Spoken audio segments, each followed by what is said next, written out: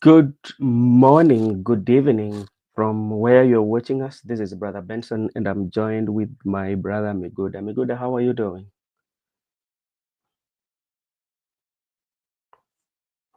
I'm carrying on very well. Mm. I'm great this evening. How about you? Niko vizuri jioni ya leo, na kuna mengi tu ambao tunataka kuzungumzia. Labda kabla tujaenda katika mada ya leo, labda utuambie weekend yako ilikuwa vipi? Najua mko na zile makambi bado zinaendelea, vitu kama hizo, na pia labda habari ambao labda unaweza kuwa umekutana nayo.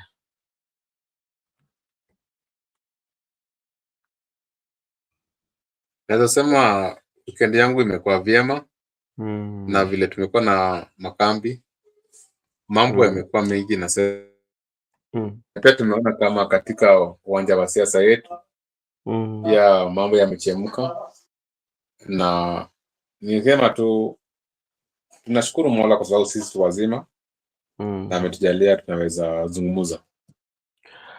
Asante sana kakangu kwa hayo. Unajua, naweza sema kwamba wikendi iliyopita hii kuna matukio mengi yamefanyika, sana sana ukiangalia katika mlingo wa siasa, na vile vile kwa hali ya maisha ya kawaida pia kuna mengi yamefanyika.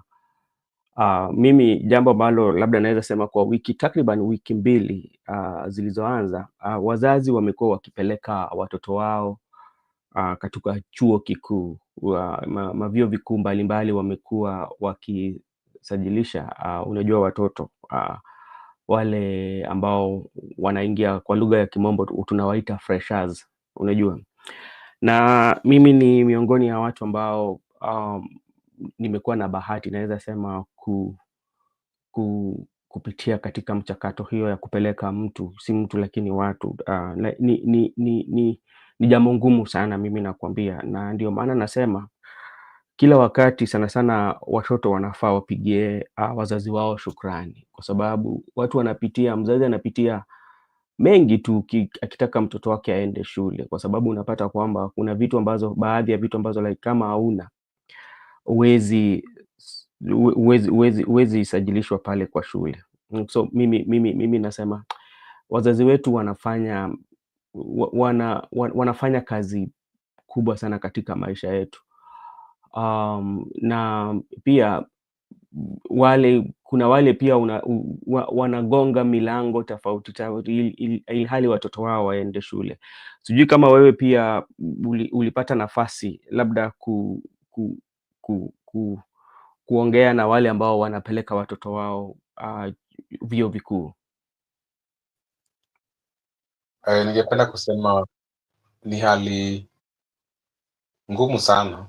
Unapata kama Mm. mimi yule mwenye nipeleka katika chuo kikuu, lakini Yeah. kuna wale dada zangu ama mandugu zangu ambao wako na watoto wao, na Mm. hata kama pia mimi ni mtu ambaye niko na familia yangu, kuna Mm. wale wajomba wangu ambao pia walikuwa na watoto wao, na familia yetu ni kubwa sana. Unapata hata kama mimi sijakuwa mhusika, lakini Mm. huenda kuna tu miongoni wa familia wetu kuna watu ambao walipelekwa chuo kikuu, na Mm. hata kuzungumza majirani pia wamo, na pia wale wenzetu ambao tunasali nao kanisa moja.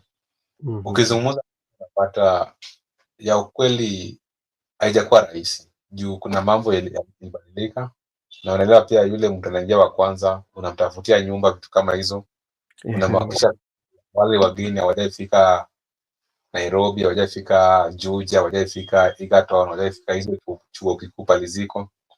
Sasa Mm. lazima moto kubwa unapatana nao kama mzazi ama kama yule mwenye amejitolea kusaidia kakako ama dada yako fulani. Mhm.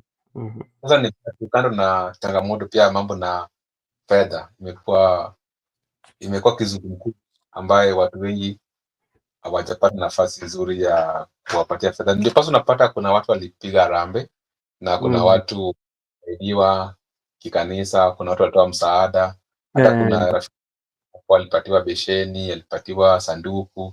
akapatiwa vyombo, akapatiwa hadi sabuni, juu alikuwa anatoka kwa ile familia ambao hawezi kabisa, wale fukara. Sasa Mm. unapata jambo litakuwa rahisi sana hii ni mwezi wa 9. Kuna wale wazazi wetu ambao wamefinywa kimaisha, na wewe kuwa mmoja wao, naweza sema umepitia pagumu, lakini ni hali ya maisha, na pia lazima tusaidie wenzetu, pia sisi tusaidie, hata kama tusaidiwa, lakini ni vizuri kama kuna ile nafasi kusaidia mwenzako. Si lazima usaidiwe ndio usikuje usaidiane. Kwa mfano sasa, mimi pengine sikusaidiwa na jamii na familia, pengine mimi tu kuna tu yule msamaria mwema aliona ya kwamba huyu mtoto amefanya vizuri katika shule ya msingi, akaamua katika shule ya upili, na hivyo hivyo mpaka katika chuo kikuu.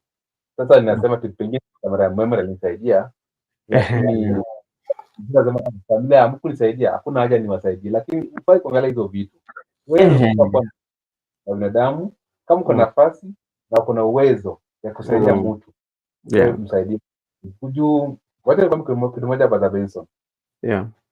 Elimu ni mambo muhimu sana. Iwapo kuna watu wanapouza mambo ya elimu.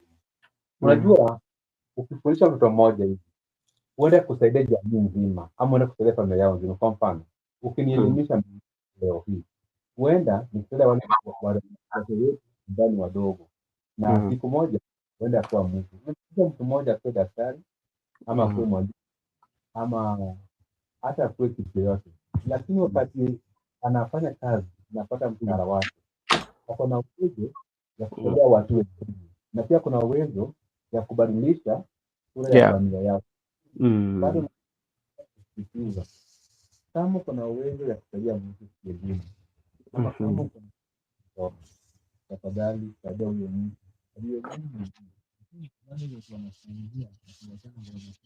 Okay, Miguda tafadhali hebu tengeneza mic yako kama na Nebara, kwa sababu napata kwamba sauti yako inadidimia. Kadri unazidi kuongea sauti yako inapotea, kwamba sasa tukupati vizuri. Bado ni mbali, wewe chukua muda wako ubadilisha, alafu utaingia. Baraka, habari ya jioni. Mzuri sana bwana Ben, habari yako? Niko salama. Maisha yako vipi? Weekend yako ilikuwa vipi? Sija kupata vizuri, network niko na shida. Okay, bado unipati vizuri? Uko salama? Niko salama, labda za kwako?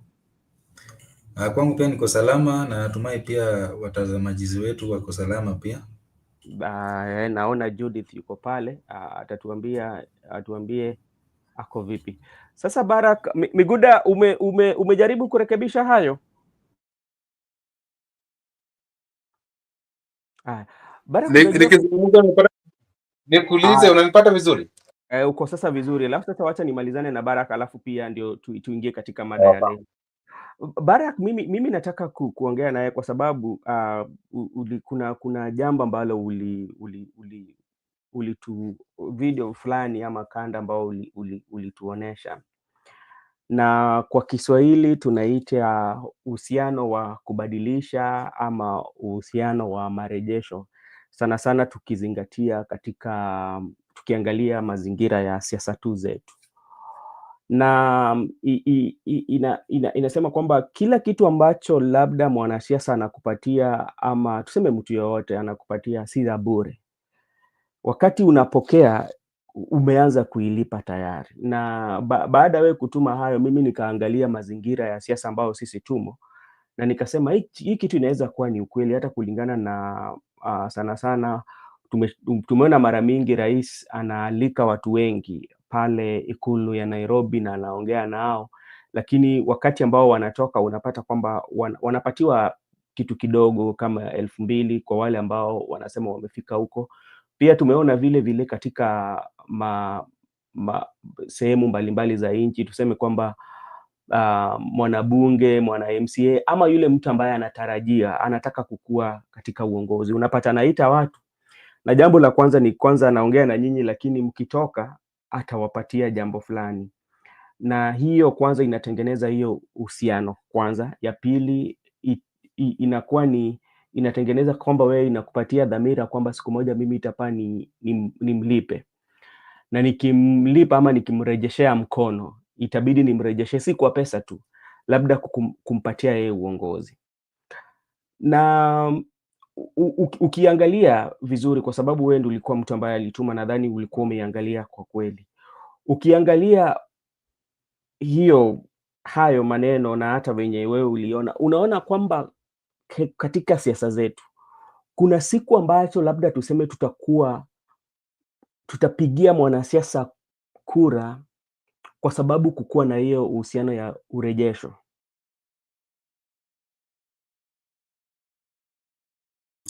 Asante sana Ben na jambo Miguda.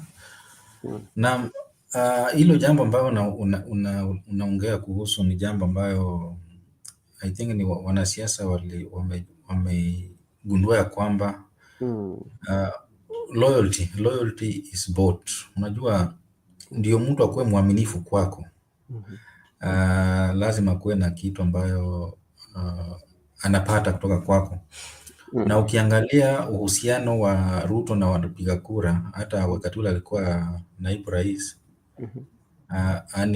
ni kwamba alikuwa anatumia hela kualika watu kule Karen kwa makazi ya naibu rais, ama kwenda kanisani, kwenda wapi, kwenda kupeana sadaka kubwa kwa makanisa, sadaka nono kwa maaskofu wanapotawazwa.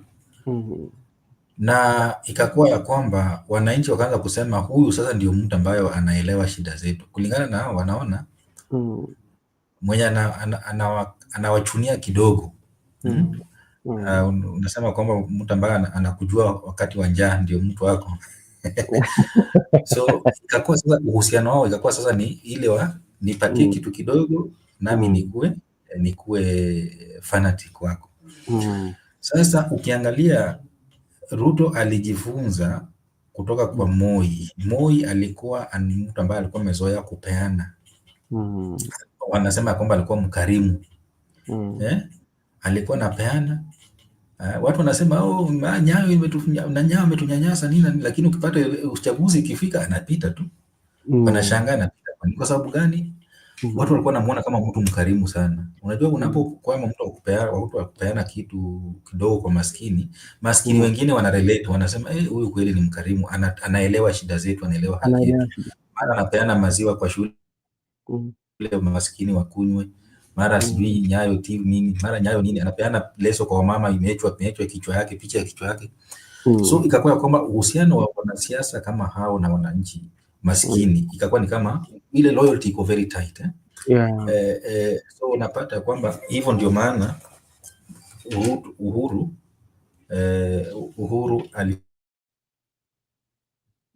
pole sana nimempoteza Barak.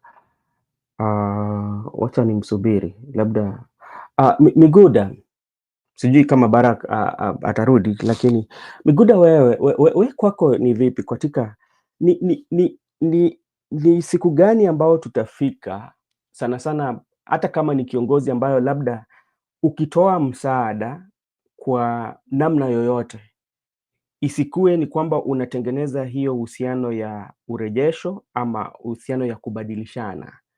Kama ni labda niseme tu nitakuwa nimeguswa na nimeona jambo katika jamii ambayo inanikera mimi, alafu nafanya tu kwa nia yangu, ambapo sitaki marejesho ama sitaki kujenga uhusiano ya tuseme kwamba ya marejesho, kwamba mimi nakutengenezea haya mambo ama nakutengenezea hichi mambo, lakini kuna wakati ambapo utarudisha mkono. Sana sana kwa siasa pia tunasema bwana, rudisha mkono bwana we.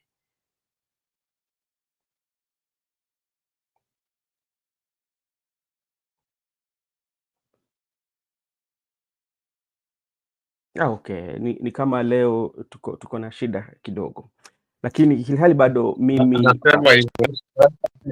okay, sema bwana. Unaipata? Nakupata vizuri sana sasa. Wacha nisema kwa maoni yangu, napata hiyo uhusiano ambao wanasiasa wanajenga baina yao na wafuasi wao ni kana kwamba unapata kuna wale idadi ya watu wako wengi ni watu maskini katika jamii. Unapatanga tangu tuanze kukua katika ulimwengu ama tangu huko mwanzo Yep. Hata katika historia za Biblia, hata kusoma katika hizo historia za Greek, unapata katika jamii watu wadosi ni wachache. Hakuna jamii ambayo watu wako na pesa ni wengi, lazima maskini wakuwe wengi. Sasa nadhani mambo ni hayo. Excuse me. Hata siku takuwa huko mpaka Yesu atarudi. Sasa wanasiasa pia wamekuwa janja. Ili ushike watu wako wengi, lazima uunde vitu kama kuwapatia fedha na vile unahakikisha kwamba wamezidi kukuomba ama wameshinda pali wako ili wazidi kwa wafuasi wako. Unajua wakati unawapatia kazi ni kama watakutoka, kitu kama hiyo, niseme hivyo. Sasa unapata ni tabia ambayo wanasiasa wetu wamesoma na sasa wamesoma, ni tu hali ya siasa. Unaangalia hata kila eneo katika nchini, kila mwanasiasa kuna ya kwamba wakati wa kampeni anahakikisha kwamba amefikia mwananchi wa kawaida. Hawaenda hata kwa wadosi, waenda kwa wananchi wa kawaida, wanampatia kitu kidogo, na vile vile pia unapata wameweka wanawake, anawapatia leso, anachukua watu wa bodaboda anapatia reflector, anachukua watu wa car wash anapatia gumboots, anachagua tu idadi ya watu kidogo. Alafu ya hiyo mambo ya kama niko na mkutano yangu, kila mtu ambaye amekuja kwa mkutano yangu lazima atoke na kitu kidogo. Sasa unajua kila wakati nilikuwa na mkutano utakuwa unakuja Miguna anapenanga watu kitu. Na hivyo unaelewa, hivyo unapata tunachagua viongozi, na tena wakija katika ofisini baada ya miaka moja miaka miwili utawaona, lakini kama kampeni kama sasa hii kampeni zika around the corner tena wamerejea na zile pesa ambayo wamepora kukununua. Kama tu ni jambo, si ati kila mtu anapatiwa hiyo pesa. Hata mimi sijawahi patiwa pesa ya mwanasiasa, niseme hivyo. Na mimi nimehudhuria hizo rally. Mimi nilikuwa nahudhuria kwa hiari yangu, kwa mapenzi ya siasa, ya kwamba leo niende nisikie Raila anasema nini, wacha leo niende nisikie Ruto anasema nini, leo Ruto amekuja hivi, wacha nisikie Ruto anasema nini, ama niende nione Ruto uso kwa uso, nisiwahi muona kama hizo.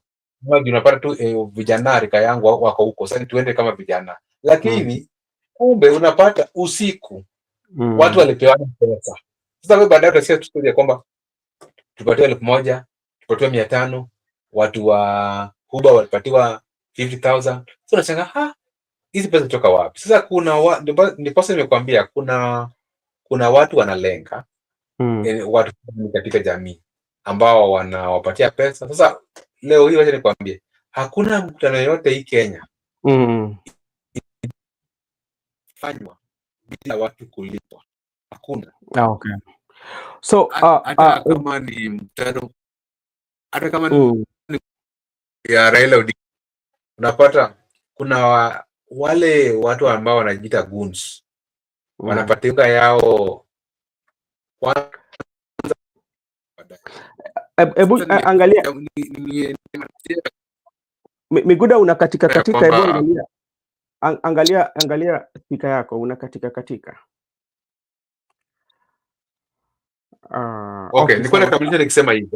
Okay, sawa. Nilikuwa nikisema unapata hakuna mkutano tunaweza kaa nayo bila watu kulipwa, lakini si watu wote wanalipwa, lakini wengi wanaohudhuria hizo mkutano utapata wajui. Hata kwa mfano mimi nilikwambia nimehudhuria mikutano ya ODM, nimehudhuria mikutano ya Jubilee, nimehudhuria mikutano ya UDA, lakini mimi sikuwa na sababu kubwa ni ya kwamba naenda kuona Uhuru uso kwa uso.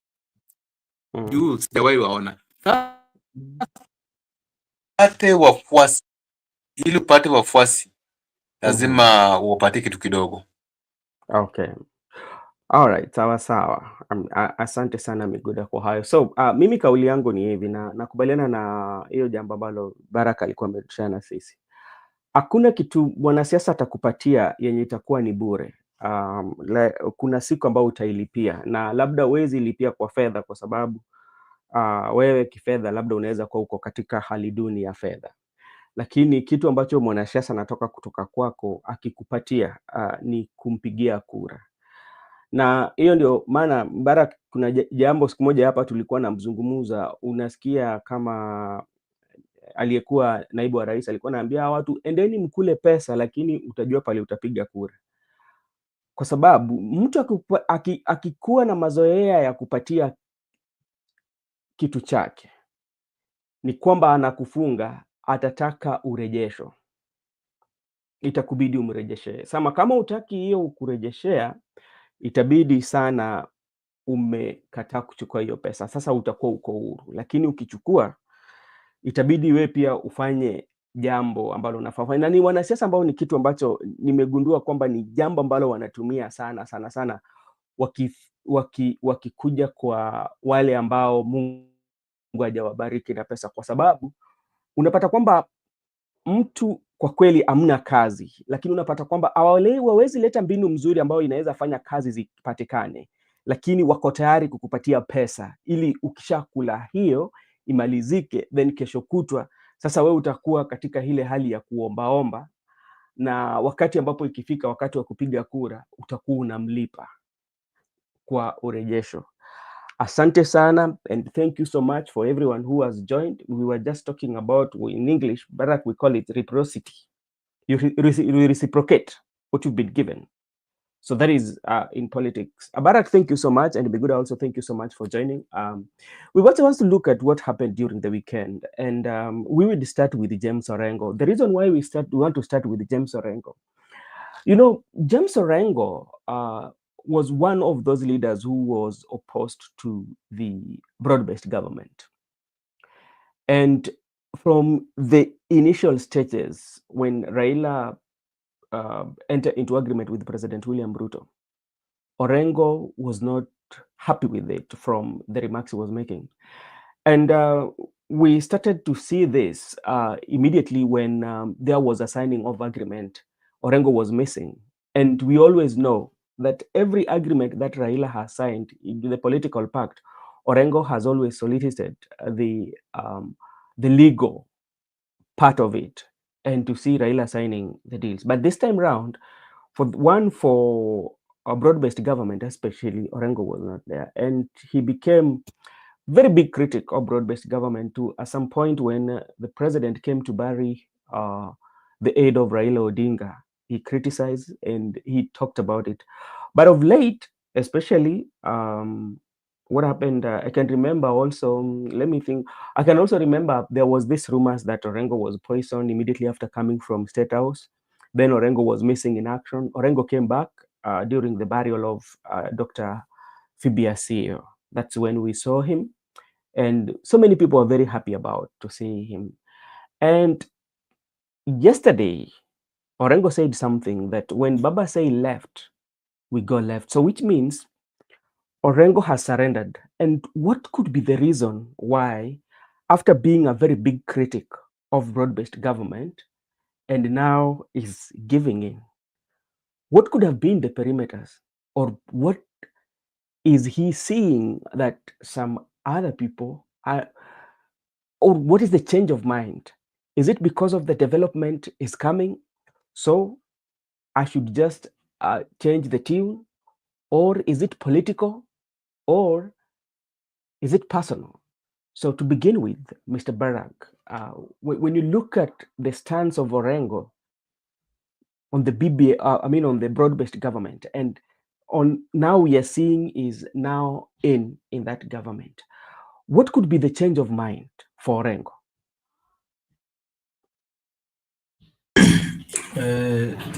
Thank you, Ben, for that. If you ask me, I think Orengo is a political elite. Yeah. And if you look at Orengo's background, how he rose to become one of the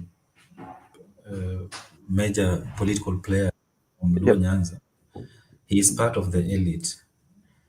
And if you examine critically their point of departure with when Raila joined the forces with William Ruto, you will realize that it was because of the elitism.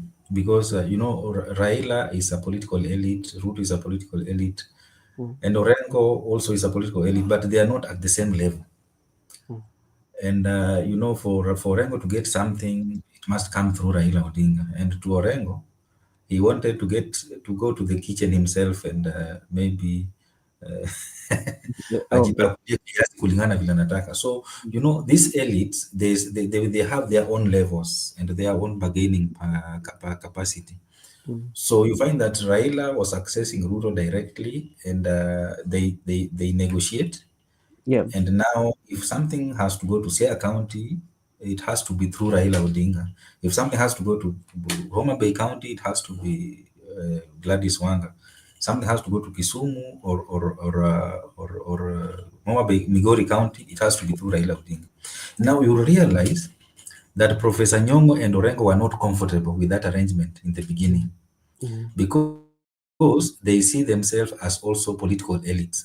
Because Wanga is not a political elite, and this guy from Migori, Uchimaya, is not a political elite. So they are comfortable working under Raila Odinga and receiving whatever they can receive through Raila Odinga.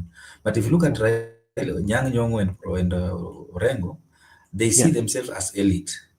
And you see that's why even when Raila Odinga was busy with AU, he handed over the leadership to Professor Nyong'o to be the caretaker or acting chair party leader. So they are seeing themselves as elite. That's why you realize that two of them were not very much comfortable in supporting this arrangement.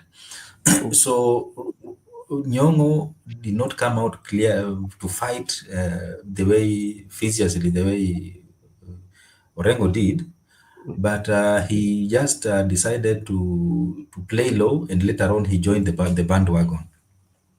Now Orengo decided to resist because he wanted to be an equal elite when these elites are meeting and deciding on negotiating on behalf of the people. Yeah. So he lost the fight and decided, okay, you remember, he has lost the fight even to Raila, even later before this.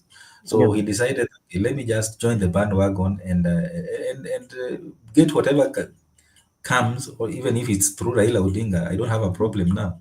And that is how now, that's why now he came out clearly and embraced the relationship wholeheartedly. And even if you heard him yesterday speaking, you can see now it is now a Paul it was Saul who got his Damascus moment, and now he is now Paul. He's not speaking the same language as Saul. He's now speaking the language of Paul, because he met he got his Damascus moment. So in politics, we have political elites, and they have their own levels. You can, for example, in Kenya right now, you see Ruto, Raila Odinga, Uhuru Kenyatta. Those are elites who are playing their politics at a different level.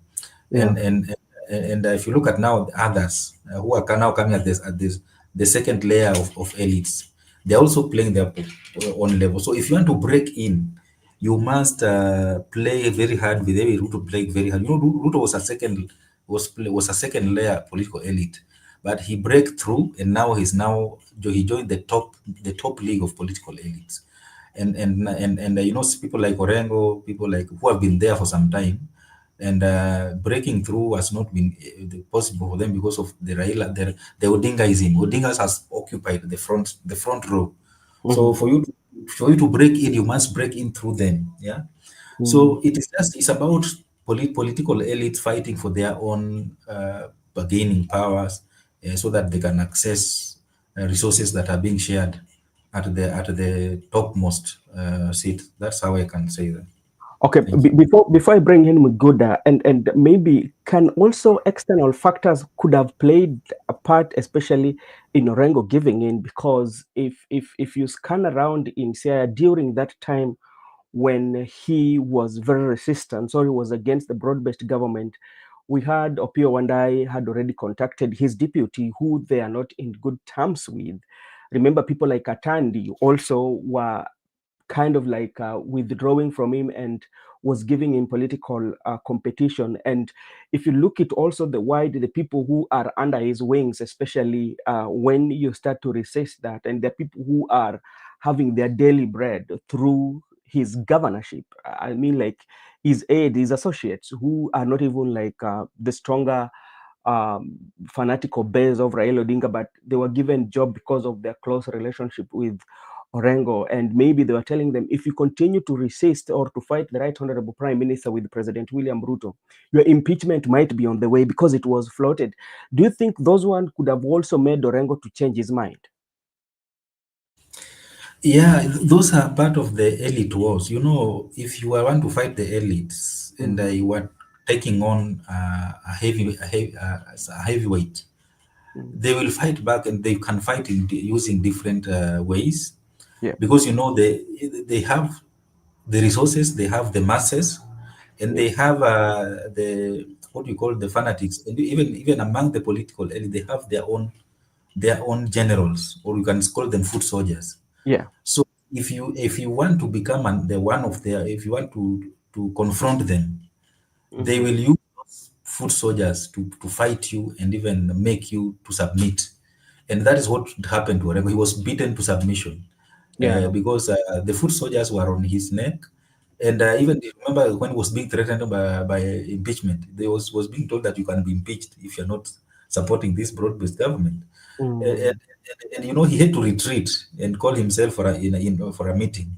Yeah. And in that meeting, I think he advised himself, or he was advised by his close allies, that, my friend, hivi itawezi, you know, if you are a wise person, before you take on, an opponent, you must take stock of their armory, or even the numbers of their military capacity. Yeah. So he was beaten to submission by the foot soldiers of the political elite, Yeah. and he had to submit, because otherwise he could have not survived, even for the only term that he's serving as the governor. Yeah. So he has now refocused his energy into other things, instead of focusing energy on Ruto the way he was doing before. And remember, he was calling himself the fighter of the people. And now he has now realized that he's fighting for the people is not an option for now. He Yeah. needs to fight for himself and for his political survival. So I think he has just lost the battle to the elites, because it was so big for him. This battle was so big for him, and you can see that in Lowland, Raila is still the is still the topmost political elite. Yeah. So he decides what happens, where, when, and how. So until his time is over, that is when maybe another person can rise above him and maybe take over from the mantle from him. But for now, even the likes of Rengo, for them to survive, they have to be under him. And if they want to negotiate with Ruto, it has to be through Raila Odinga. Hata ndio hawa hiyo delegation from Siaya iende State House, Raila Odinga has to give the nod. And remember, even for Ruto to go to Siaya, it is Raila Odinga who gave them. So they have now comfortable with that arrangement. Ndio tutakula, but tutakula kwa nyuma ya Raila Odinga. We are not going to be seated at the table with him. Yeah. Okay. And that is what Orengo was fighting for. Can we be at the table, all of us, so that we decide, mimi napata nini, wewe unapata nini? That is it. Okay. Okay, thank you so much. And let me take this opportunity to thank Peter Makangu. Thank you so much. Hello, my brother. That's a good job. Asante sana. Give shout out to my channel, and I will appreciate. Peter Makangu, your channel name, just let us know your channel name, and we will let our viewers also go and subscribe in your channel. Laban Misiani, I hope you're doing good. Oburu want Orengo to put Siaya forward, not his political ego. Yes, that is true and in order. And remember also, when you're dealing with the ODM and Raila Amolo Odinga, or when you're dealing with the political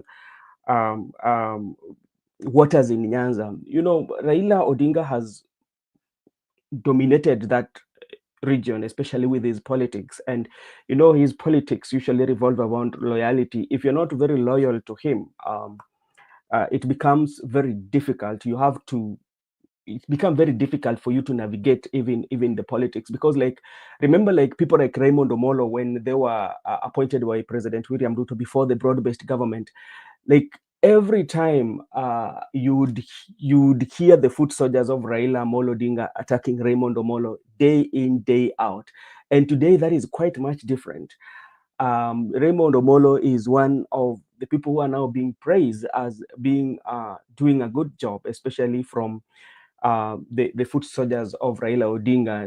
Nobody is complaining about Raymond Omolo. Remember people like Kennedy Ondiek, who were big supporters of UDA then. I think like they've lost touch with the president. You know, now he's in another. So they did not have peace, especially political peace, especially in the Luoland, because they were trying to oppose the right honorable people like Owidi.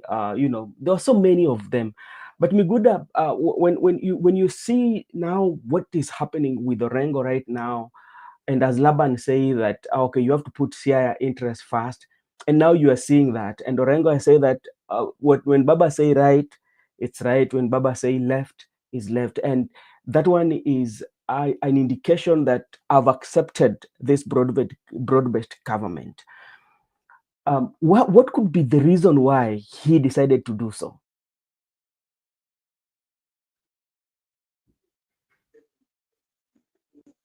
You have asked me the issue of Orengo.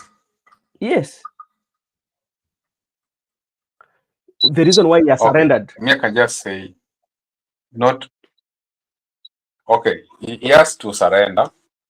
Yeah. And the reason why Orengo surrendered because, to me, I understand sometimes that not all wars must be won, and not all wars must be fought.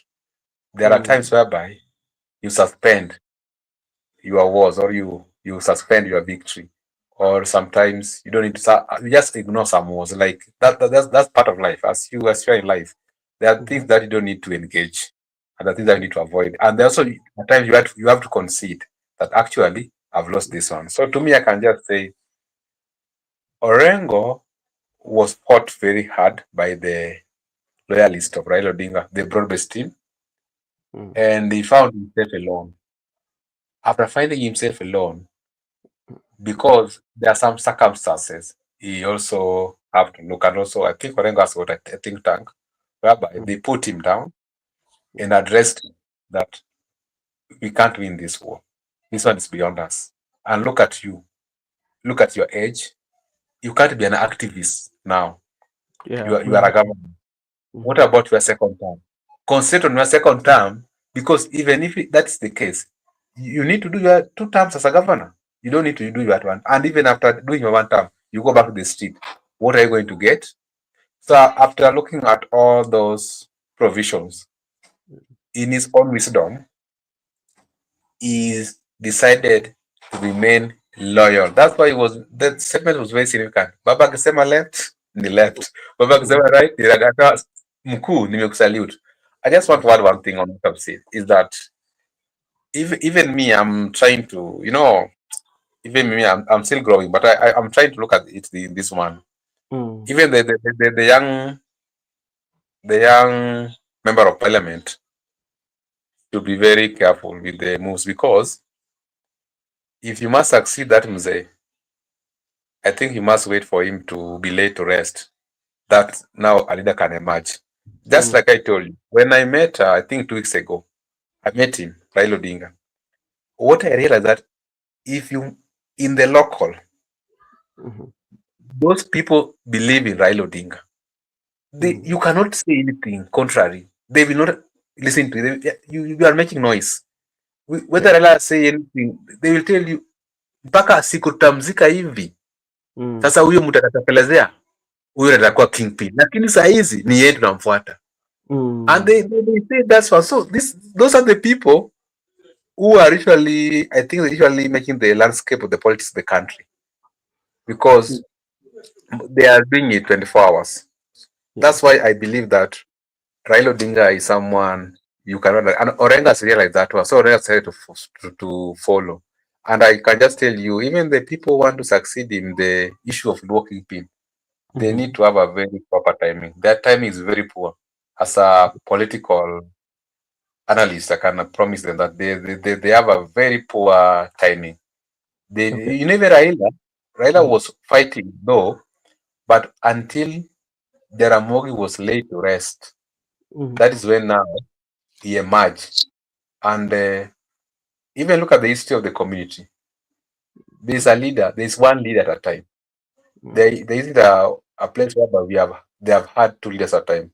And we try to trace some. Understand, people talk about the great Ramogi. It was the great by that time. Then people talk about Gor Mahia. It was just Gor Mahia until Jaramogi Odinga. I think Jaramogi came.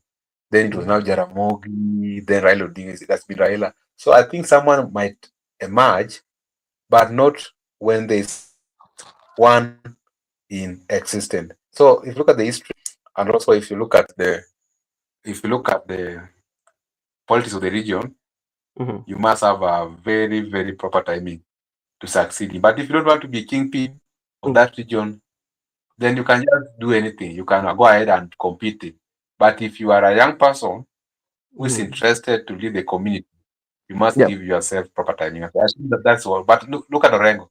Orengo has got no issue to do with the kingpin because look at the age. They are almost age mates.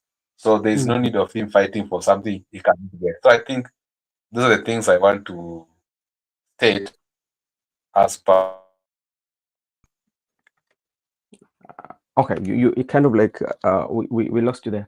Okay, thank you so much. And and something that something I usually tell people that sometimes the love for Raila Odinga, especially from the Luo community, goes all the way down to the Jaramogi Oginga Odinga, because the reason why I'm saying this is that when Jaramogi Oginga Odinga was fighting for leadership, even when he was the deputy vice president to Mr. Kenyatta, the senior Kenyatta, there are things that Jaramogi Oginga did, and I think as a Luo community, Barack, you'll help me to understand this. They felt like that there's a place where Jaramogi Oginga Odinga could be, or maybe the president, due to the fact that what he has done. And during his death, he left the community before the community doing for him what he was supposed to do.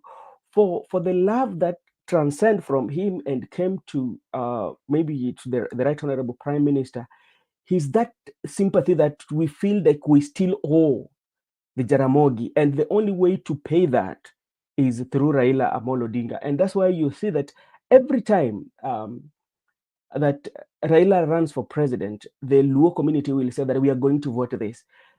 They're voting this because they feel like they owed Jaramogi something. There's a debt that they need to pay to Jaramogi, because Jaramogi was supposed to be their leader, but he died before actualizing that. So we are extending it to the Right Honorable Prime Minister. That is my view. That's why it's quite much difficult for any emerging kingpin to just outsmart Raila Odinga in that region. Could I be right?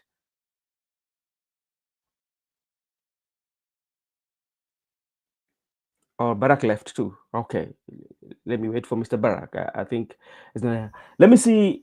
Yeah. Yeah. Was that for me? Yeah. Yes. Maybe if you look at the love, especially with the king's succession politics and the kingship, whereby now somebody wants to take that kingdom in the presence of Raila Amolo Odinga, you want to take him out of that throne, bearing in mind when you look at what Jaramogi did, and he died before maybe actualizing, and maybe the community feel that, okay, the only way that to settle that, we need to give it to Raila Amolo Odinga, so that to please the Jaramogi for what he did for the community. Could that one also be part of it? Well, that might also be part of it if you look at it from that angle. Yeah. However, I'll just look at, if you look at in Kenya, the communities that have had kingpins are only three. Yeah. That is the Luo community, the Kalenjin community, and also the Kikuyu community.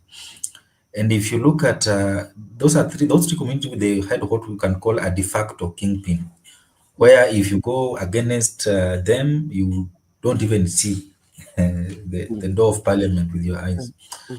And if you look at how the leadership has been transitioning from one kingpin to another, you will realize that we've never had a kingpin who have risen as a result of confronting the incumbent.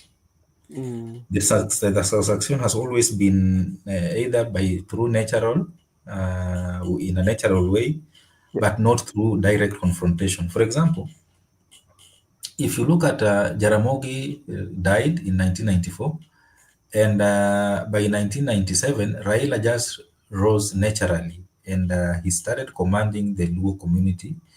And by the year after 2002, he now became the de facto leader when Orengo lost the Ugenya parliamentary seat, and also his attempt to become the president. Uh, and automatically, and also Nyong'o submitted to Raila, because you remember 2007 and in 1997, Orengo did not vie in NDP, and Nyong'o did not vie in NDP, and he lost, and he was nominated. But Orengo won in Fort Kenya. But now in 2002, uh, Orengo lost his parliamentary because he went against Raila Odinga. And Nyong'o, even though Nyong'o became a member of parliament, not through LDP, but immediately he became a member of parliament, he shifted allegiance to Raila Odinga immediately. And that is how Raila became the de facto leader of the Luo community. And now, if you look at now the Kikuyus, yeah, Kenyatta was the kingpin. And now, when Kibaki became the president, remember Uhuru was the opposition leader, but Uhuru was not that fierce opposition leader the way opposition is in politics is known. And remember, in 2005, when Uhuru was on the other side opposing the referendum, he received a lot of backlash from the Kikuyu nation. And in 2007, he made history as the first opposition leader to support the incumbent president, because he did that so that he can play low and allow Kibaki to finish his term, then he inherit him as the kingpin, and that's all. And that is how it played, and it happened. Look at also how Ruto became the leader of the Kalenjin.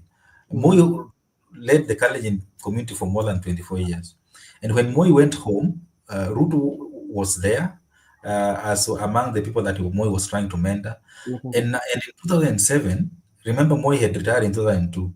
In 2007, Ruto now took over the leadership of the Kalenjin when under the ODM as the principal in ODM, the Kalenjin, he swept all the votes in Kalenjin in favor of Raila Odinga as the presidential candidate of ODM. Now, that is why we say that if you are confronting the incumbent, it is not easy to inherit that that seat confident. And look at what happened in Mount Kenya region when Uhuru was going to retire. And remember the politics of Rigathi Gachagua and how he was so confrontational of the Kenyattas. And remember, up to now, he's struggling. Yeah, he's imposing himself as the leader of Mount Kenya, but he has not been accepted. You can just see many people are not comfortable with him as the kingpin because of he confronted the kingpin. So normally kingpins normally emerge. Yeah, once the tenure of one elapses, either by death or by retiring from active politics, another one will just emerge. Yeah. And once you cannot impose yourself on people when their loyalty is still on the other side. And that's why I don't know people who are advising Babowino to go slow, because you cannot impose, a kingpin is an elite. And if you're fighting to become an elite, you are fighting an elite war. And you cannot win this war if the elite still control the masses. Because it's about politics, about having influence, and once the political elite still influences the masses, and you are confronting them, and they are still there, they still have influence, your chances of succeeding are very minimum. That's why if I were to meet Barogana, I would advise him to go slow. And allow you might run again ahead of your time and miss out on what you want. And instead, just like Uhuru Kenyatta, play low for 5 years, then take over easily without any struggle. But if you want to confront the elite, the elites have machineries, they have the means, they have the resources, they have the capacity to dismantle you, and until you find that whatever you are hoping to achieve, you are Yeah. not. So normally, uh, kingpins normally emerges. So once you emerge naturally, organically, it is not easy to dismantle. But if you are imposing yourself because maybe you are too ambitious, or because maybe you are think that this person has overstayed they overstayed their welcome, then your chances of winning are very minimum. And they can learn from other people or from other leaders who have emerged. And other communities like the Luya, they've never had a kingpin. They're just having individuals who are pretending to be kingpin. That's why there's no leader who has commanded the Luya vote, neither even the Kambas. Kalonzo is there, but he has never commanded the Kamba vote in one basket the way Raila, Ruto, and Uhuru and Kibaki did from when they have been kingpins of their communities. Okay, now, thank you so much, Barak. And Mark, I can see Makubura is here. I also will give him a chance to say hi to our viewers. But before that, now when you come and look at Orengo, and looking at what awaits him, because like even from the last general election, his popularity was not good, and it took the intervention of political measure, whereby they had to recall the police spokesman Charles Owino, actually, because that the candidate of Charles Owino and Gumbo was that one very lethal candidate in Siaya gubernatorial race, and Orengo was going to lose. And they look at it and also brought in Rasanga. And now, knowing very well that your popularity was very shaky, and now you are fighting, and they say that, okay, if you're fighting now, we need to remove you. Could that one also played a part, since he's person who is looking for second term and needs some retirement benefit, and they say, okay, I might be fighting, but at the end of the day, there's nothing that I'm going to gain. Let me just try to work out on my popularity and get my second term. Might have also played that part and say, okay, let me just support. I'm not ready to lose. Yeah, those are factors that when he called himself for a meeting, he was trying to evaluate. Yeah, because it means that there are other forces that are influencing the voters apart from himself. That's why he had to step back. Yeah. Yeah. So he just succumbing to the pressure that it is Raila Odinga who will indeed determine his re-election. So the battle of elites, yeah, because they remember he was supposed to be subject to the nomination in 2017, 2022, but the ODM that just decided to give him a direct nomination, him and the youth leader and the woman rep, yeah. Gen So Z. Yes. So the youth leader had been threatening him, reminding Yeah. him that remember, weka siaya mbele, not your ego. So it shows you that these elites still have a lot of influence on the voters, and Orengo understands this, because if he goes against them, Yeah. and these people will just have to camp there for a few days, and Orengo will be out. Yeah. And he knows how he got this seat. He knows that many people are not comfortable with him getting being a governor. People are comfortable with him being a senator or a member of parliament, or Yeah. even a lawyer representing Raila and his people in the court. But many people are not comfortable with him being a governor, because they know that an activist is not a good manager or a good administrator. Yeah. So he understood that, and that is why I think for his own political survival, for his own re-election bid in 2027, he Yeah. had to succumb to the elite pressure and sing and dance to the tune of their music, so that he can survive. He can have not. He can have chances of surviving in 2027 election. Okay. Thank you so much. And Douglas, thank you for reminding us. Let me just do it right now to our new subscribers and to anybody who is watching at house there. You can subscribe to BBM so that when we are having discussion like this, YouTube will notify you. And it also make us to grow, and and we will appreciate big time. Makobura Barigani.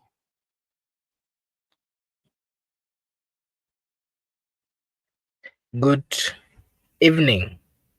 Niko salama Good evening. nashukuru. Na wasalimu pia wote ambao umepata nafasi kujiunga nasi akiwemo Barak Miguda na wewe ambaye I think that is the right Kiswahili. Wewe ambaye uko kwa mwongozo ama wewe ambaye unatuendesha kama host wa leo. Allow me to also say hi to our viewers. I can see my brother Douglas Kibogong. That is my brother from a different place.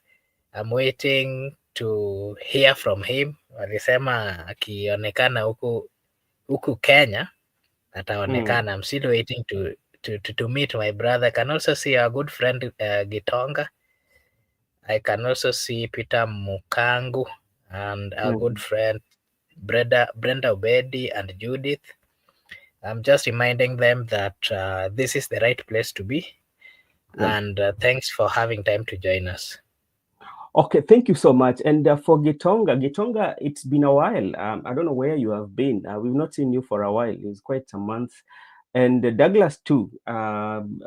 Douglas nowadays is not frequent. He comes once in a while. I hope you are doing fine.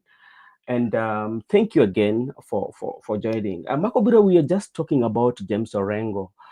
Because like James Orengo was one politician actually in the initial stages of BBI. He was a big critic of BBI and with the president and everything that was taking place. But of late as yesterday, he said that if Baba say right, we go right. If Baba say left, we go. And this one is seen as a sign of surrender. He has lost it, and he said that, oh, you know what? Let me join broad-based government. And in your own opinion, what do you think could have necessitated or could have made Orengo to give in? Okay, thank you for the opportunity. I think it's not strange. This is politics, and we are used to seeing such kind of behavior or characters in politics. Just the same way people are asking questions why Baba decided to join the government at a time when maybe the people who are coming up with the revolution needed him. I think I would try to relate that because in politics there's something called survival tactic. Yes. It is one very important thing in life, not just in politics, but in life. Once you are guaranteed and you know very well that your future is secured, then no matter what happens, you will always want to align or to be on the right side where you're seeing some what we call hopes of good future. So I think Orengo had done is before, maybe he did not really know the stand of one Raila Amolo Odinga. Remember, Raila Amolo Odinga at some point was going for the AUC seat, and it is a seat that was going to get him out of the local political, environment. But then along the way, that didn't materialize, and so he had to come back and set his full force on the ground. So I think that is one of the things that destabilized the thinking of all those politicians, including James Orengo. Because remember, he started taking this stance immediately when he knew that Raila was going. And so in one way or another, he was trying to be smart and to take or to fill the void that was being left by the former premier. But upon his return, he still maybe thought that he was going to relax or he was going to take a back seat. But from what we are seeing, Raila didn't take a back seat. He has been on the forefront, leading his team, leading the negotiation. And so, all those politicians who thought that there was a void, they had to go to what we call factory reset and, look into what can work out. And that is why you're still seeing the likes of Babu Owino. They're still here and there. They're not really sure of whether to support. They have not fully landed in one place where they're focused and they're maintaining or having a stand. So the same problem is what Orenga is going through, is coming out to realize or to understand that Raila is still in and he has to align with his thinking. He has to align with his directives, and again, for him to get the re-election, he still knows that Raila Amolo Odinga is still the owner and the leader of ODM. And therefore, as the party leader said, he has no any other alternative but to align and to simply forfeit or to forget about his political thinking that he had, so that so that he doesn't get into a corner where there will be no return, or atafungiwa huko mbele. Ashaona hiyo, na ndio maana amerudi akajiambia ya kwamba he has to settle down and focus on understanding the narrative, the political rules of ODM, and that is what he's doing for his survival. Okay, thank you so much, Mr. Makobura. We will be monitoring the moves of Orengo, and maybe people like Babu, leaders like Babu Wino, who still feel they cannot support the broad-based government, yet ODM is in the party. So, Barak, maybe, but let me start with Miguda. There's this, what we call the loyalty, especially when you listen to majority of members, especially from the Lowland, who are especially that every time they make their speech, each one of them, they cannot end their speech without mentioning the name of the Right Honorable Prime Minister. Like, as you know, Baba has joined with President William. Baba, you've did a good thing. Baba is the that their speech will always be, must be. And that one reminds me of also what is happening in Tanzania. I build that correlation in Tanzania, that those who are supporting the CCM, they cannot end their speech without mentioning Mama Samia in their speeches. What does that one tell you, especially? What does it tell you? I can just say, the way we have said, if you know you are coming from a region whereby Raila is the kingpin, or Raila commands that base, you just be loyal to him if you want to be re-elected. Because Raila has got nothing followers. There are people who don't even read magazines, don't read newspapers. They don't even listen to mainstream media. They just listen, Raila alisema nini leo? Alisema ODPP ni corrupt. Sawa, Baba ameongea. Those are the majority. And the people who usually even turn out to vote.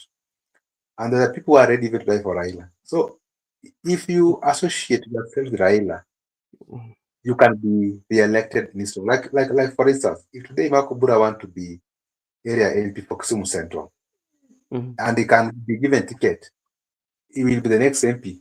That ODM ticket is very critical in those regions, and that's why people are fighting for it.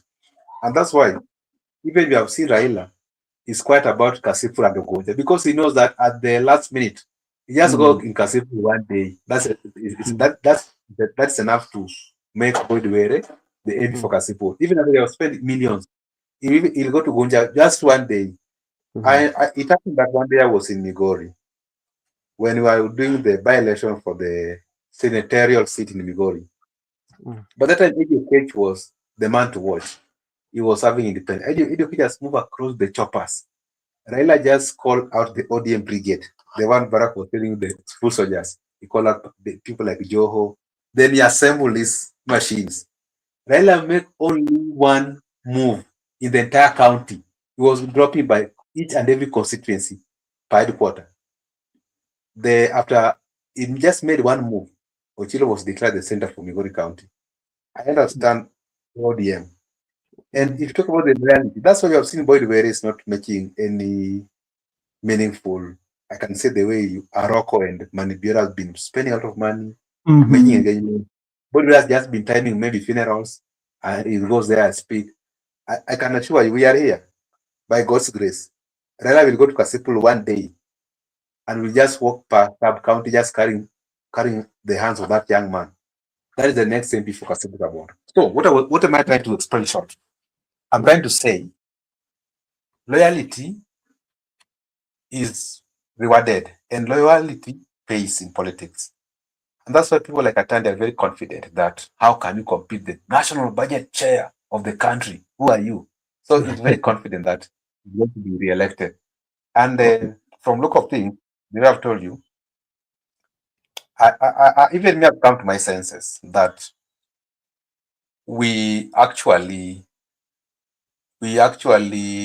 had a very poor timing when we were confronting the young man with the next working bill, because from the look of things, he has been displaced. He has been displaced, and that's why they are trying to find bearing. People like Sifuna, they have been displaced. You know, the initial statement that Sifuna said that even if Raila supports Ruto, I'll vote for the other person. Sifuna made that very first statement when Raila was seeking AUC. So he was very confident that Mzee ameenda. Babu was very confident Mzee ameenda. Same to Orengo. So I think sometimes, the way I've told you when I was starting my submission, you don't need to win in every war. I don't need to fight any war. Sometimes just the way Orenga decided to surrender, that okay, let me just surrender because I'm not going to do anything. And let me tell you one thing. Yeah. Now, this issue of succession and loyalty is very complicated because right now, you don't know what Raila might have planned for the people who wanted to succeed him. Maybe he has a different plan for them, but there is also some news you have heard. Not even some news. It's a legit one. People are collecting signatures to impeach Governor Sakaja. Yes, we are coming to that. You know, understand, of them are in ODM party. Remember that one? MCS, most of them are in ODM party. So what I'm trying to say that in politics, loyalty, people might castigate people like Opondo Kaloma, but they're getting their fourth term with those theatrics they're playing, those drama, those things you are saying that are necessary things like tweeting, abusing Wamunyoro. Is getting his fourth term. Those many things that's why I was saying in politics sometimes don't surprise when you can be reasonable here or rational in this channel. The next time you find Makovura singing Raila all the day because you want to be given a ticket for MCU or whatever. And that's why you don't blame people that maybe umebebewa akili or you are suspend your brain. Sometimes you need to bebewa akili for you to get what you want. And it happens in our political. So I don't blame. So issue of loyalty, I can just say, is a key issue to be played. And even the people who are telling you about loyalty, even them, they got into politics through loyalty. They were loyal to their bosses before. Even Ruto was loyal to Moi for a quite long time. YK92. And so I believe that matters politics, there are sometimes you need to suspend some wars. You don't need to stick to your views or your statements to please a certain public, but your position is also vital in the politics. What you are getting, the so-called interest, is very, very much important. Okay, Barak, I want to know your view because, like, when yesterday in Siaya, and because we know when president usually comes to Siaya, the Right Honorable Prime Minister will always be there. But yesterday, the Right Honorable Prime Minister was not there because, like, actually they were with him earlier in the day because, then I think so. Then he went to Siaya. What does this picture gives you? Is it that Raila has decided to say, okay, Ruto, now start to go by yourself, familiarize yourself, have the territory now, or what does that one mean? Because he was not available. He did not avail himself. Yes, Raila was not available in Siaya yesterday. Raila himself was not available, but his foot soldiers were there. Remember, you know, when Orengo was beaten to submission, and he decided now to access the national elitism through Raila Odinga. So there was nothing to worry. So Ruto can go there and meet Orengo because the boss has already given the nod. And it's also one way of also Ruto. You know, Ruto is a very crafty politician. So he familiarized himself with the people. And remember, he also went to visit Opiyo Wandayi's home in Ugunja. So those are the things that people like. You come and you go to our village and you sit with us, then we talk to you, and when you leave, we say, we have never seen such a president coming to visit us in this village. So he's doing, he's going ahead to do things that the people of this region have never seen any other presidents do, and that is what is also earning him a lot of admiration from the local people. And even when people say that, oh, you cannot replace this other side with this other side, but he's 50 plus 1. Well, that one is very important. Anywhere you can do anything to get it. So anywhere where that one will come from, I think you have to go and look for it. And and the Barak, that's bring us to what we were saying about reciprocity, uhusiano wa rejesho. Yeah, because like is doing this actually is doing this not that because you're better than any other person, but by him doing that is convincing you that at some point you will be paying me back. And how will you pay me back? You will pay me back by looking into like, oh, we've never seen a president coming and visiting in our own village, in the remote areas of our own village. And that is the main reason why I'm giving president and this. And another thing that also I'm looking at, and as you said earlier, President William Ruto, give it to him, and he's very much calculative. And how is it? How is him calculative? The same script that he used in Central Kenya 202 is the same script, but different ways. Now it will not be prayers that coming to the church and doing prayers. No, it will be about the development. And if you're very keen on what Otiende Amolo said, all the things that President William Ruto promised, they've never kicked off, but they've been tendered. Or did I listen to Otiende Amolo well? They've been tendered, but have they kicked off? No, they've been tendered. And that one alone, it tells you that now this is what is coming. And who are you to not accept this? Yeah. And this is how now he's going to balance the same thing that he did when he was wooing the Mount Kenya is the same thing that he's doing in Nyanza. Then the talking point again will be that the Luos have never been in government, and they've never had the positions that now they are having, and the kind of visit that and those are going to be the political talk points, and these are going to resonate well with the people. And I tell you, it will not be very easy. For that population, that will not be very easy to convince. That is my opinion. I don't know whether I'm right there. And I think let me just start with where you finished. Let me just pick it where you've left. People are saying that the position, for example, let's take an example for the CS for finance, to CS treasury. The Luo community have never held that position. And to make that point sink, Rigathi Gachagua is always lamenting that position belongs to them, that it was taken and given to the Luo people. The more he continued to mention that, the more these people believe that this is really is unimaginable that we have it. So they make a big deal out of it, because if it was just any other seat, then they would have not been complaining. So they make it a big deal, and they say that for us to continue holding on to this position, we have to vote for him. So this reciprocity, politics of reciprocity, is very key.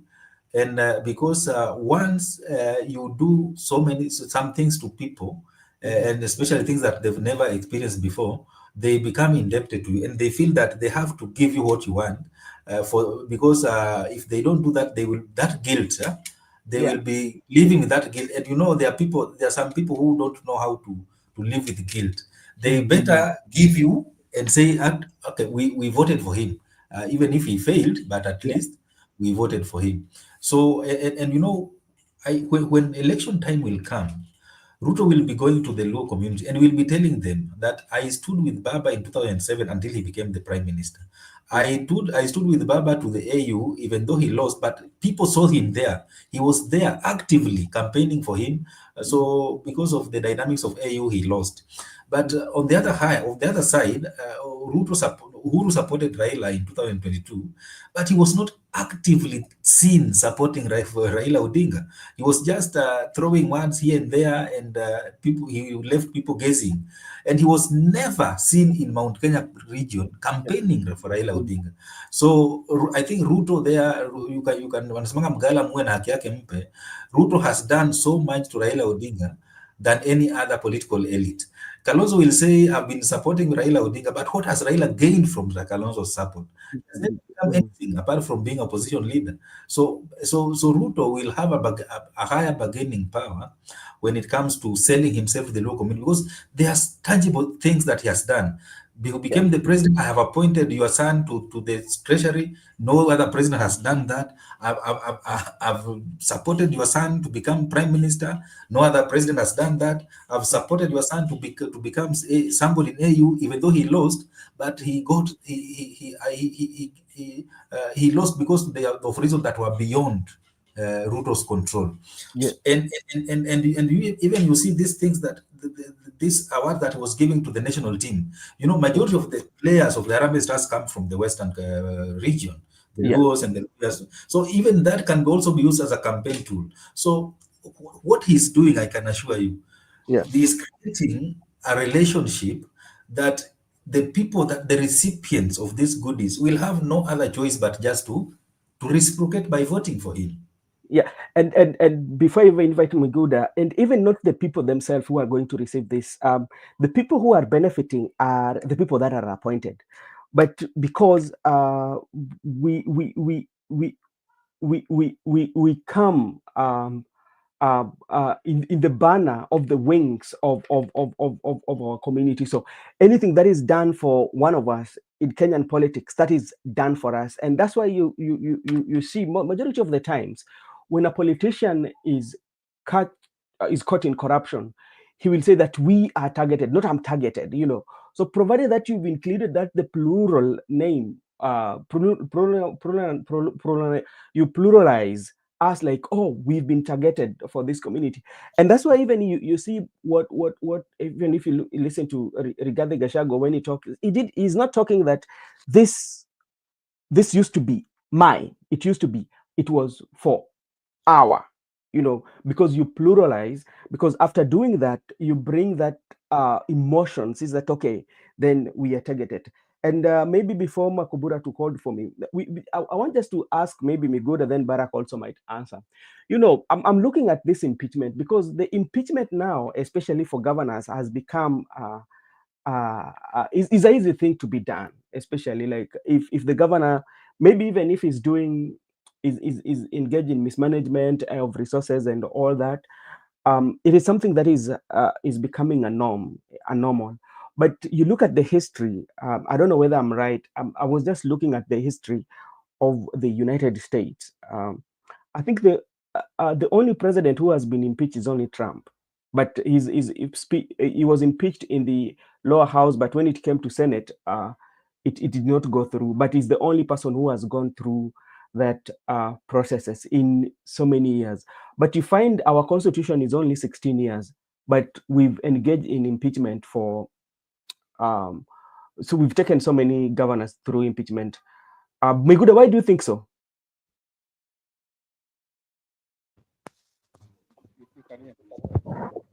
Yeah, you're far from the mic. Okay, can you please check your mic, brother? You are not audible.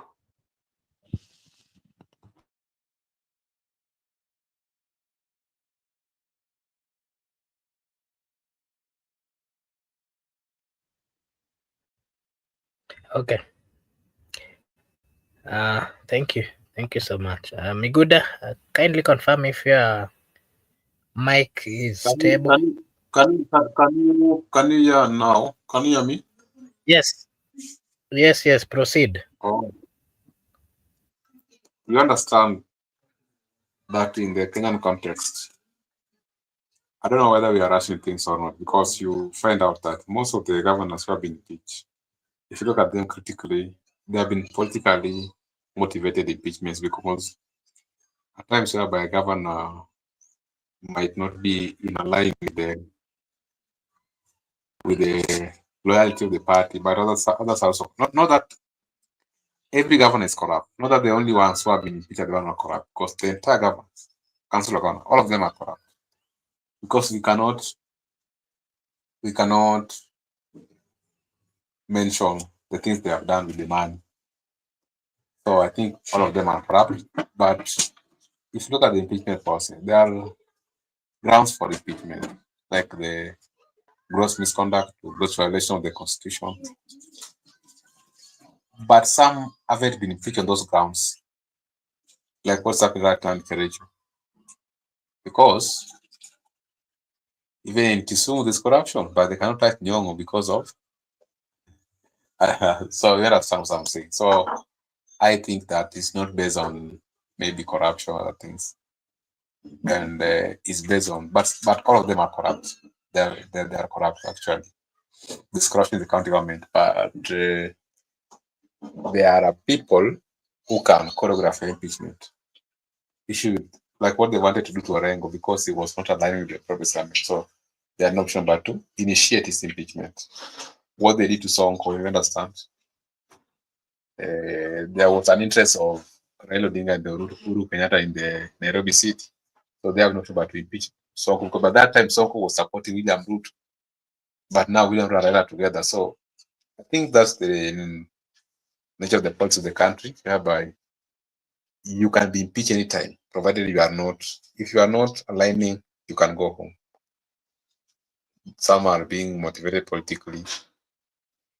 So if you want to bring the issue of the United States of America, I think it's a different context, because that is also the issue of the presidential, whereby it's done nationally, but this one we are doing it at the county level. Back to you, Makobo.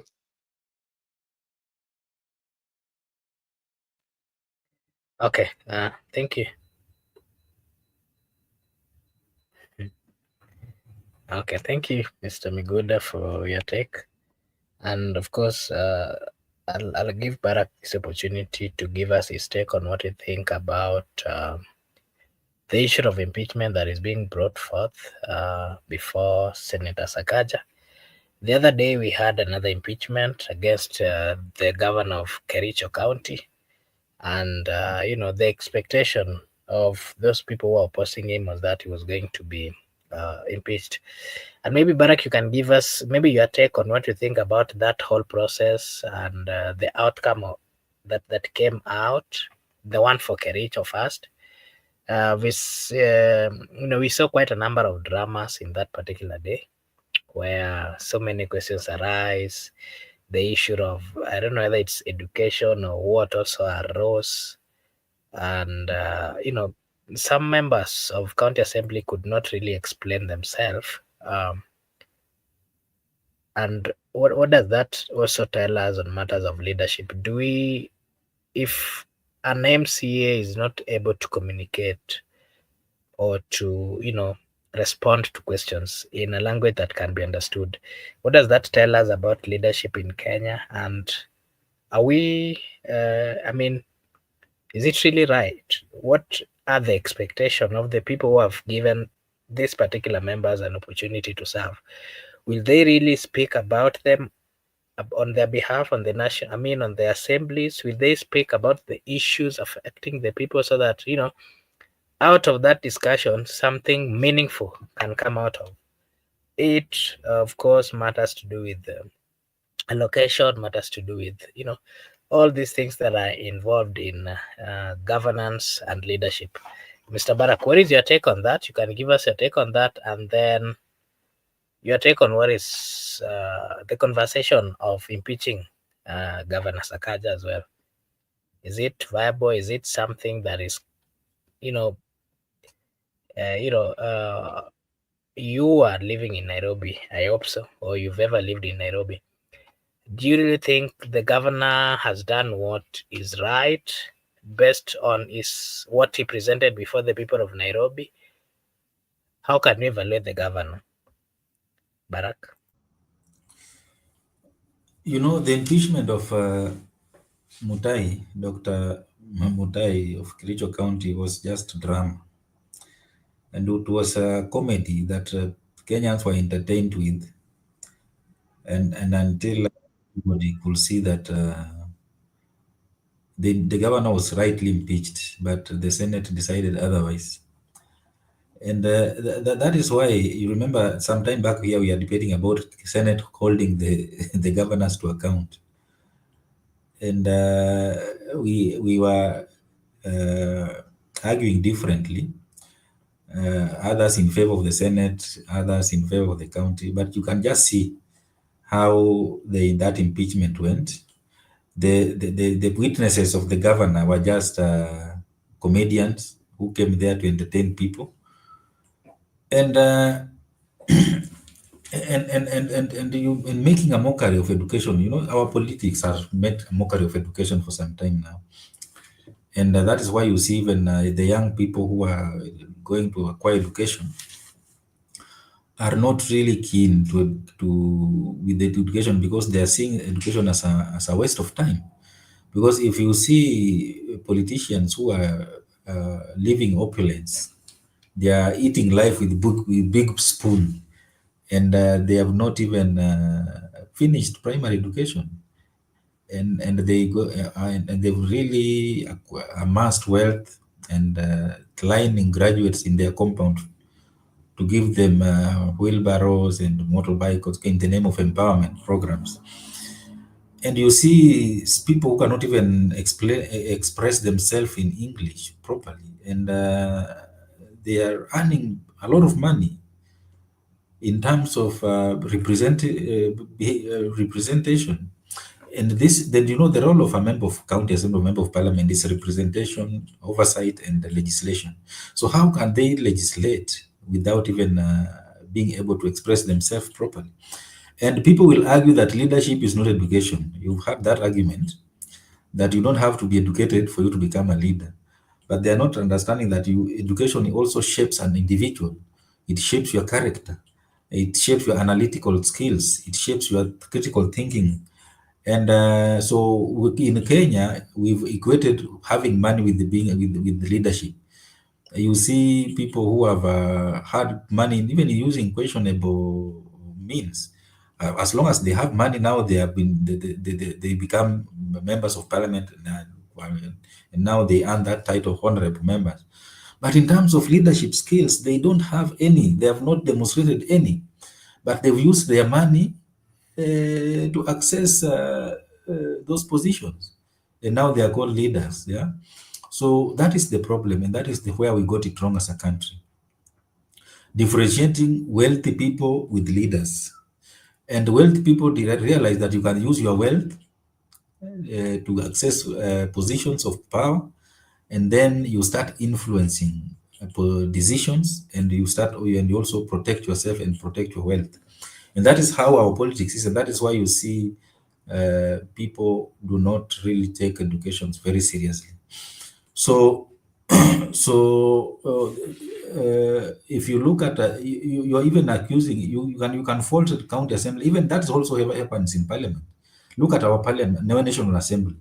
You can even pinpoint individuals who are there who are not able to express themselves properly, and they are earning millions, and because of that, they even tell you that they don't even need that salary, because they have more than enough to even to light to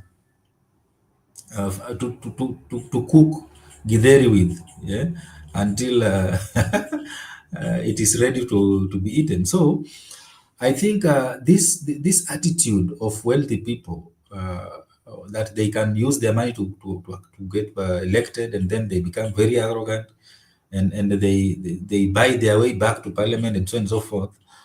As long as we still have such people, our young people will not take education very seriously.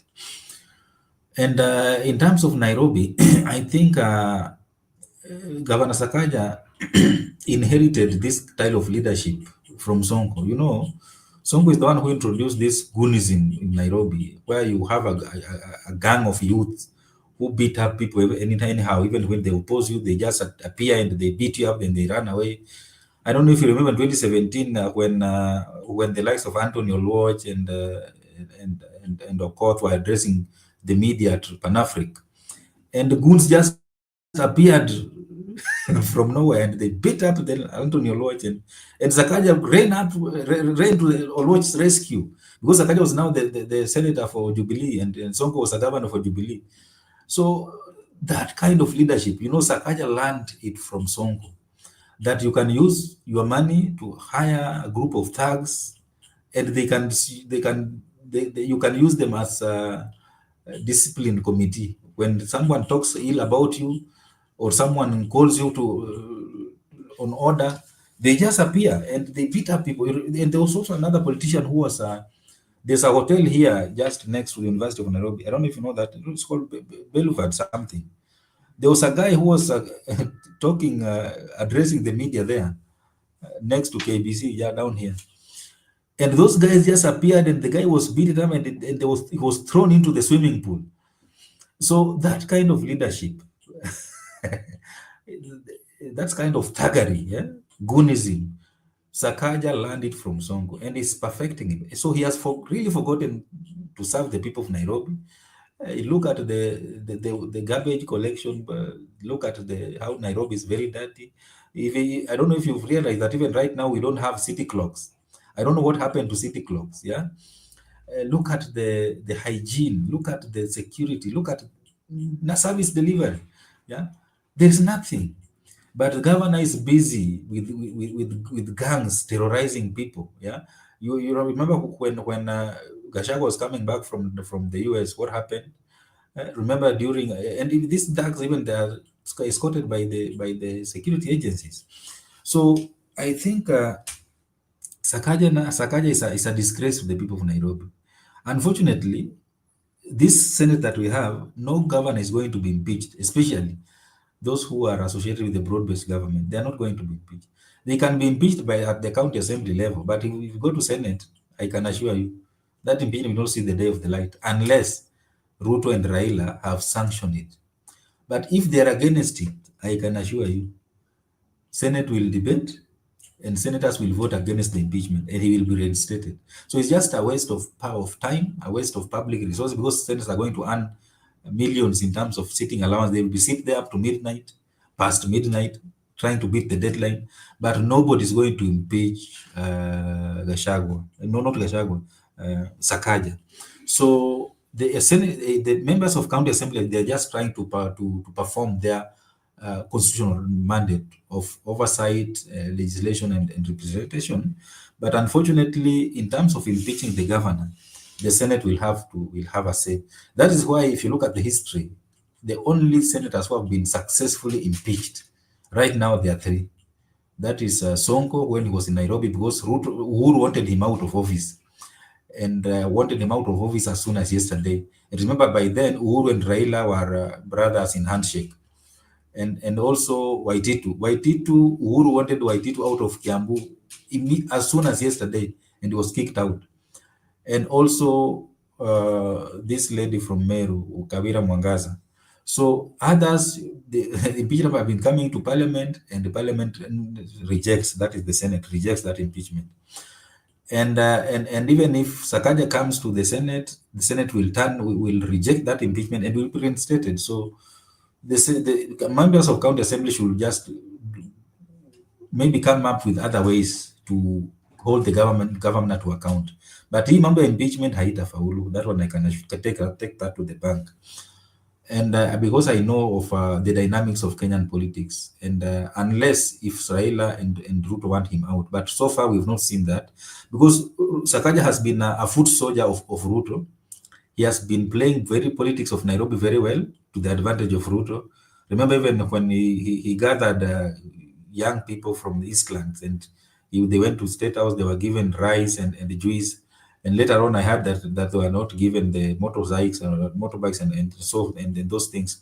So he has been playing politics the Ruto style. So I don't think Ruto is ready to lose such a person from Nairobi, because he's also playing as a balance of, the balance of power, where you balance power between the opponents. So he's playing a balance of power between Babu Owino and the Gachagua side.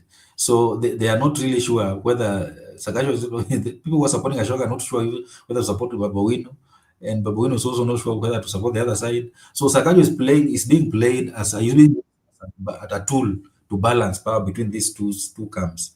So I don't think they are ready to lose him as a foot soldier in Nairobi. That's why I think the impeachment is just a waste of time. Back to you, Mark.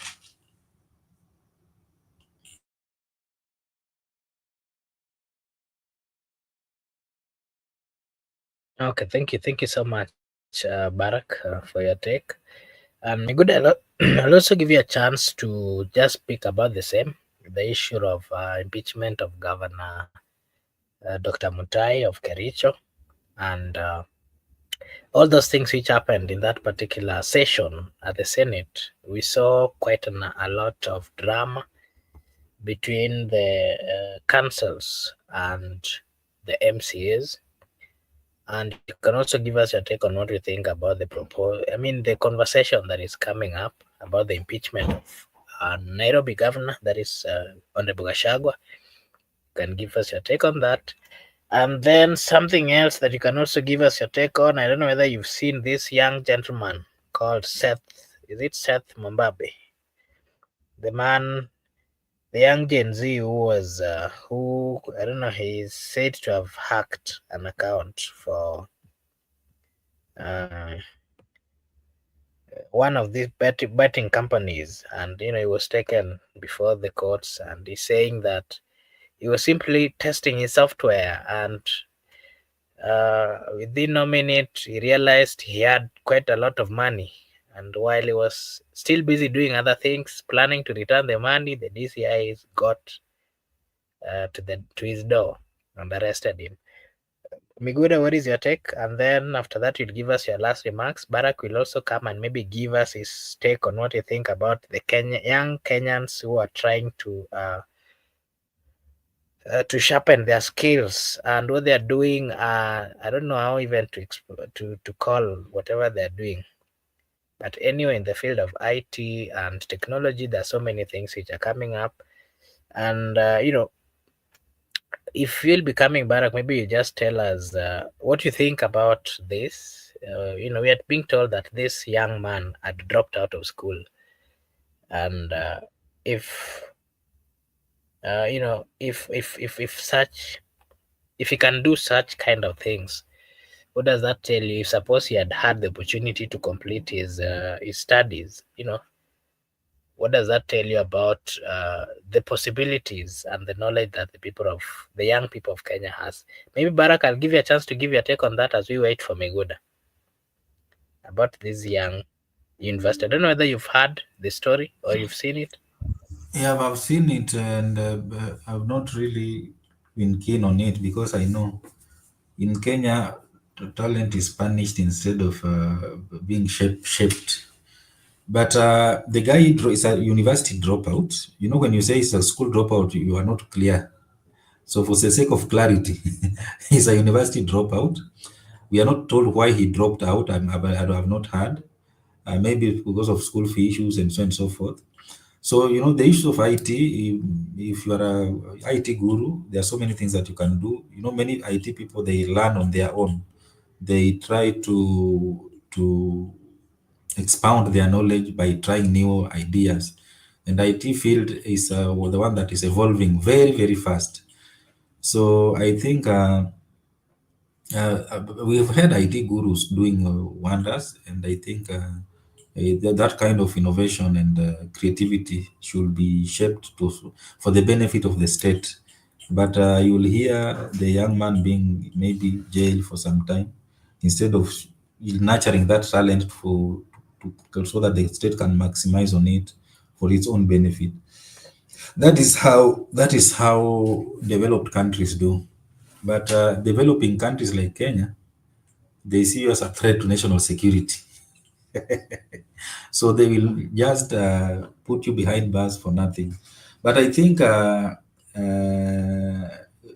are crimes that there are laws that govern such crimes, and I hope that he will get a good lawyer to defend him, and so that he can get out and, if possible, to spend those millions that he stole from gambling companies.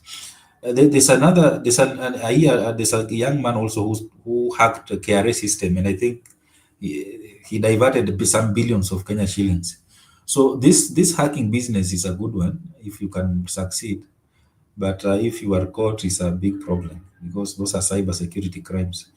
So I think he will get a good lawyer once he has those millions. Kuna wale lawyers wanakuwa ready kukula pesa kama hiyo na ili wakutetee mpaka uachilie. Miguda will tell you the likes of Cliff Ombeta, I don't know, Dunston Omari, and the rest. Back to you, Mark. Okay, thank you. Miguda? Okay, I don't like the issue of... Miguda, you're far from your microphone. I don't know why. You are talking from far. You're not really clear. Okay. Am I clear now? Yeah, continue. Okay, I'm saying the issue of Nairobi governor, I want to avoid it because Barack has talked about it concerning those issues of Nairobi.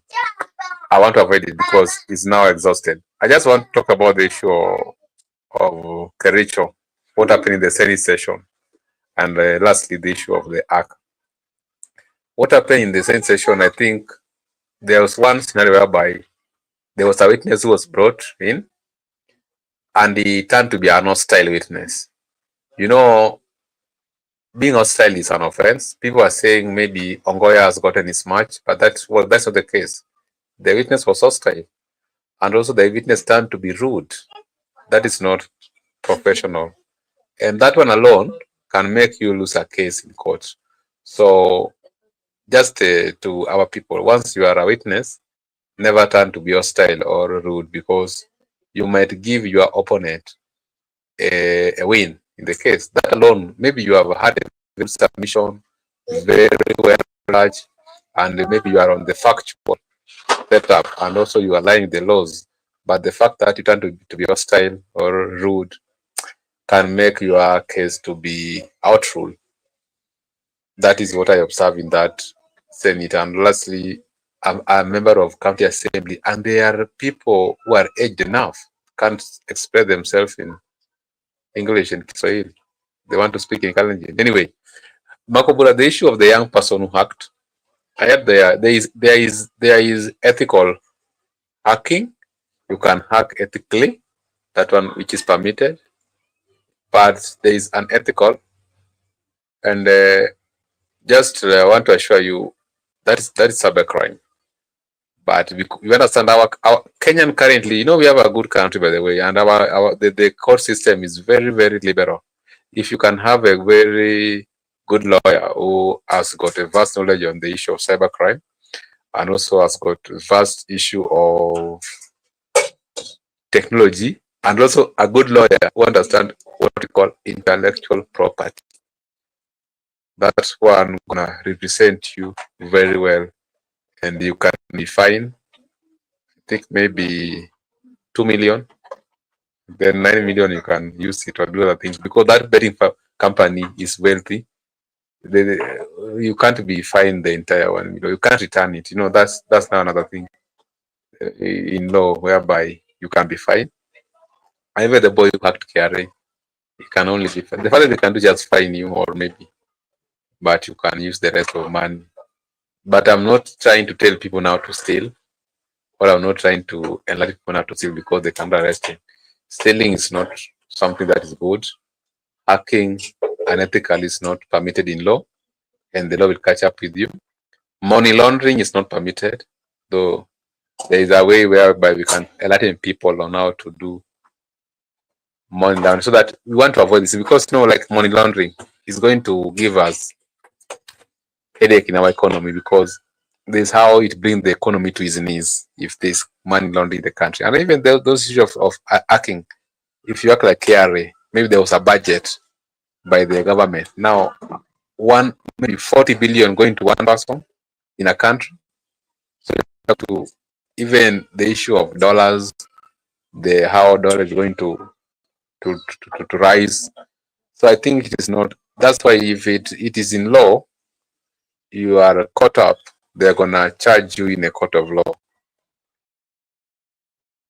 But if you got a lawyer who has vast knowledge on issues like money laundering, issues like IT, issues like intellectual property, you're gonna get out of the case as a young person. But I could advise that such person should go back to the school fees and also admitting further his education, maybe in masters, and sponsor him further, maybe scholarship, so that and they can even give him job instantly to work for the company. You understand what Safaricom sometimes used to do? When you play with them, they will not let you go. They'll keep you in the company. They give you a good salary, good position, then they make good use of that your talent. And that's how it should be. Even on the street, the people who are creative to an extent, they were doing the sleepless night, they should be incorporated into the governance. So once you get them, but if you keep them outside, what they're doing, they keep on imagining, being creative, innovative. One day they can surprise you. So I think it's very, even the person who act the budget making process, when they were making the budget, they log into the budget portal. That person should be granted some work, even just a mere bill making process, maybe to do some motions, writings in the committees. It can just be incorporated. I think that's how we can help our young people, because young people, if you meet them, they are very creative. Even the so-called university dropouts, there's something they know. They at least they know something, and what they know, they can utilize it to do something.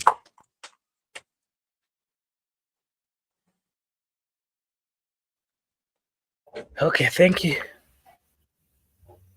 Barak, I'll give you a chance to give us your final remarks and maybe anything else that you might not have talked about. You can speak about it before you give your final remarks. Thank you so much, Mark and Miguda and Ben, who left earlier.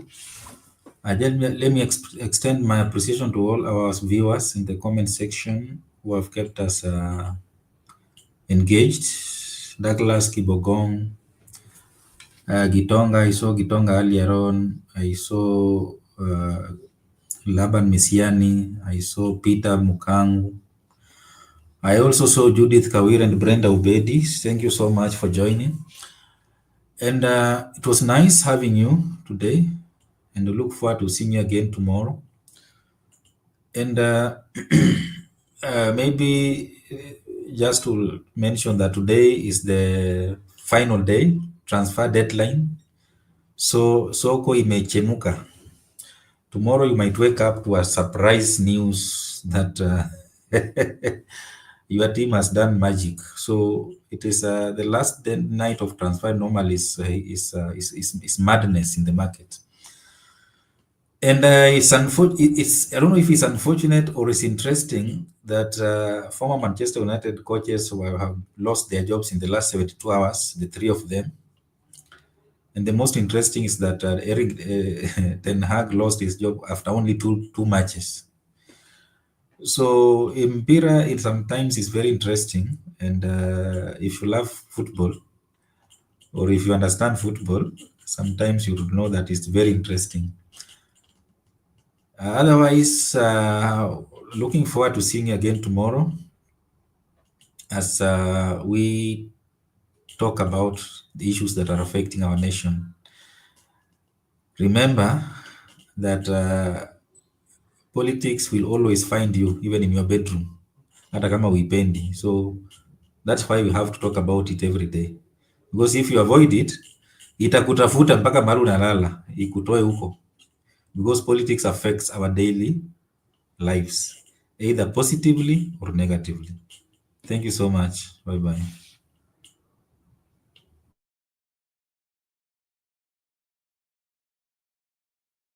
Thank you so much. Miguda?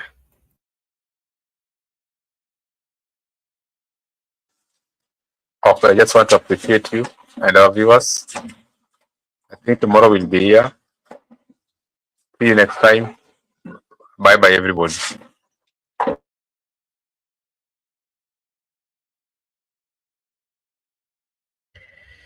Okay, thank you so much, Miguda and Barak, for finding time to join us this evening. To our viewers, this is Brother Benson Media, and here we say that your opinion counts. If you are watching us for the first time, kindly like and subscribe to the channel. It is a way of supporting us, and if you do so, tutasema ni asante. I want to take this opportunity once again to acknowledge and say a big thank you to Douglas Kibogong, a good friend Gitonga, a good friend Laban Misiani, Peter Mukangu, Brenda Obedi, Judith Karitha, and everyone who joined us. I want to take this opportunity to really appreciate and say a big thank you. For you finding time to join us is not an easy thing, but we really appreciate. I'm taking now the opportunity to wish you all a blessed night, a blessed morning, a blessed afternoon, a blessed evening from wherever you're watching us from. Thank you so much, and may God bless you. See you again tomorrow.